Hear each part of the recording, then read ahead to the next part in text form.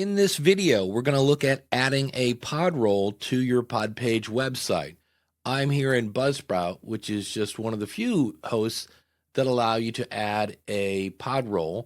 If I go to Podcast Index and put in here that I want to look at things that have a Podroll and that are hosting, here are all the companies, the different media hosts that have that. There are other apps as well that if you have a host that supports Podroll, that it will show up in these apps as well. So I'm using Buzzsprout for this example, and I can come in here and go to website, scroll down on the left and click on Podroll page, and I've already added a bunch to this page, but what if I wanted to also say, hey, I like Pod News Weekly? So if I click here and I type in Pod News, and I see it right there, weekly review, I could click on add, and there it is. I'm done.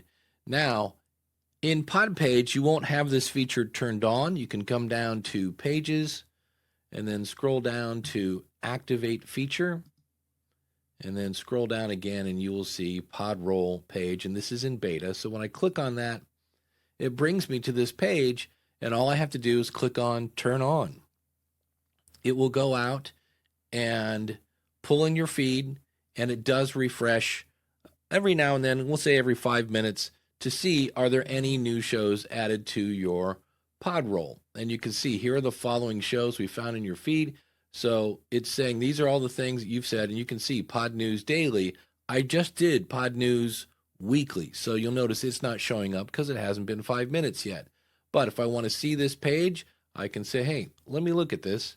And there it is, and it automatically puts podcasts we love, and then I put this little message. And you might say, wait, how did you do that? So if I come back here, as always, I can click on Edit Page of my new Podroll, and you can see I can give it a title. By default, it puts podcasts we love, and I added this message that shows up here. If you want to put a banner here, you can do that as well. Now, how do I add this to my navigation bar?